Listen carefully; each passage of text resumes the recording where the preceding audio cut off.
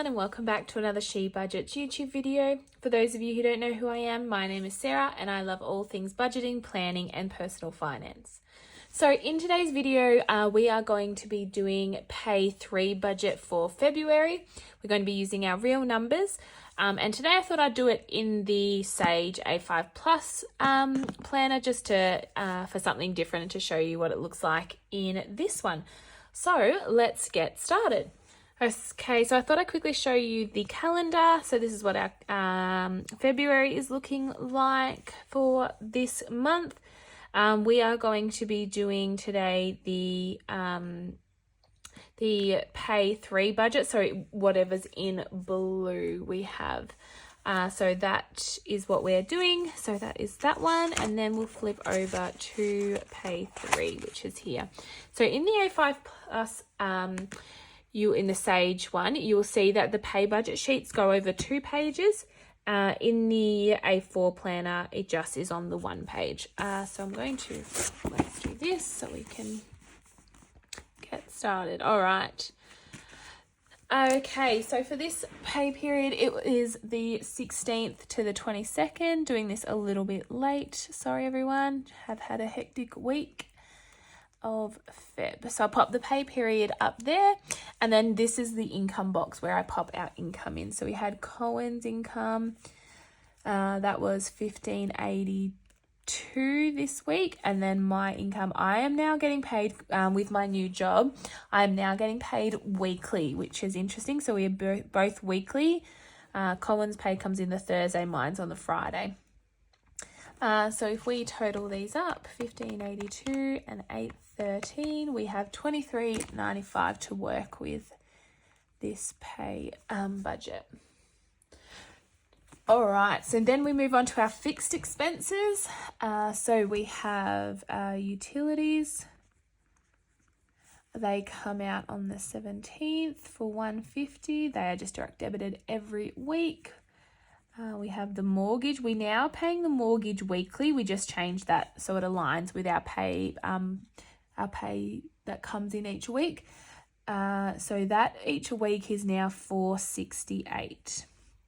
We're hoping, I just have been speaking to my mortgage broker, and we're hoping to get a better interest rate. I think we're like 5.1 or something now, so hopefully to get back in the 4s. So she's going to find out Monday if we can get a better interest rate. So fingers crossed. Foxtel, we just pay a little bit towards being able to share that with Cohen's parents, so that's $8. We have Amazon Prime, the 21st, and that is $7. And then we have car insurance that comes out each fortnight, so that's the 22nd for $45. And then what I like to do is I just have a buffer in the account, just that adds up, so in case I forgot a bill or something. So that's all our fixed expenses. As you can see, there is a fair bit of room in this one.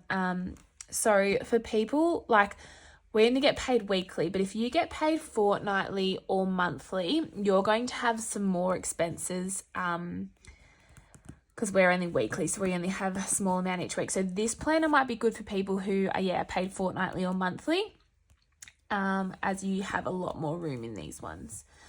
So let's add those up. So we have $150. Okay, so then we come down the bottom here, and that total is $698. And then what we do is we take the total amount of income, $23.95, taking away our fixed expenses, $698, leaves us with $16.97. And then we move on to our variable expenses. So these are things that don't have a fixed amount, and they change each week. So we have groceries. We're going to budget $300 and see how that goes. Eating out,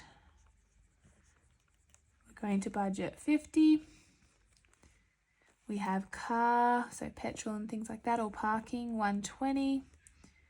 The boys get a bit of splurge money each week to buy them clothes or whatever they need, so they get $25 each, so $50. Cohen's only getting $20 of his splurge because he used a lot of his last week. So he only gets 20 of his splurge and I get 100.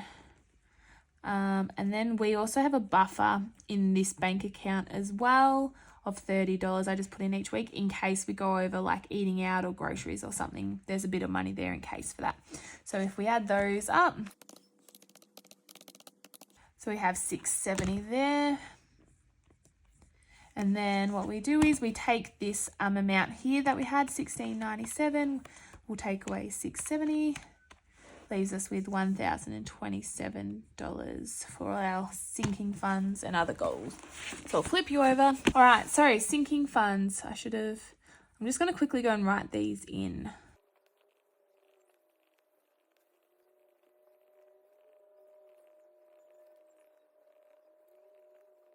Okay, so I've quickly gone and filled those in. So for boys' birthday, we put in $15 each week. So their birthdays are in June and July. Christmas gets $40 each week. We are wanting to save $2,000 for the year. Holiday gets $100 each week. We really value holidays as a family, so we make sure we always put a bit in that one. Gifts gets $40 each week. Medical gets $30. Car loan gets $163. We pay it monthly, so because we get paid weekly, we just put a small amount in a sinking fund, and when that bill is due, we then take it out and pay it. Car rego always gets $25. Car service always gets $50. We used to have that at $35, but we just found that wasn't enough. So we bumped it up to $50. House is getting $20 this week just for things around the house. Family fun is getting $30. Events is getting $10. They're just for things like if we have a wedding or something during the year, we just make sure we have money in there. Union fees always gets $15 for Cohen. Easter is getting $15. My netball registration that I have to pay is getting $30, and we're giving $7 into our giving fund this week. So we'll add those up.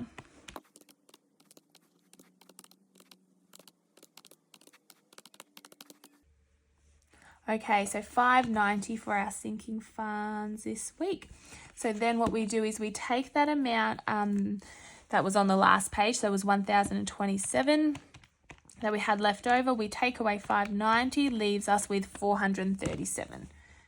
And this is just to put towards our goal. So on this, I've just left this in the planner blank for you to use this however you like. If you need more sinking funds, you can pop them here, whatever you need.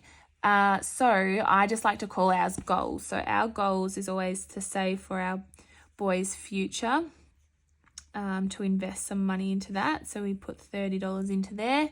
I am doing the challenge in this book, the 52-week challenge. So I've chosen to do $7 of this one. And then any leftover money that comes after all of this, we have decided is going towards our car loan. So we really just want to pay that off. So we are putting the rest in, which is $400 towards that car loan. And our goal is to have the car loan paid off by the end of the year. We kind of changed our goals a bit for this year. We were going to save for landscaping, but we did a bit of we sat down and worked out everything we want for the landscaping. Like we want a deck. We have to fix our retaining wall because it's moving. And when we added it all up, it was like $50,000 to $60,000. So we've decided to refinance our mortgage and puts it on there because, you know, doing the landscaping also increases the value of our house. So we were happy to do that, which means now we can focus on paying off that car loan. So that's our goal for this year. So these all equal $437. And that leaves us, so we go 437, take 437 is 0, and that's why it's called a zero-based budget. So that is our, let's pop it up. So there you have our pay budget 3 for February. So that is how I use the pay budget sheets. I hope you enjoyed this video. If you have any questions, leave them below. We are just beginning to start organising and planning for the 2024 budget planners, which is crazy to think about. We've got some exciting things installed for that. But if you're wanting one of these planners, they are undated, so you can use it whenever you need. There are still some available on the website, so head over there. The link's in underneath. So thank you so much for watching, and I'll see you in the next one. Bye.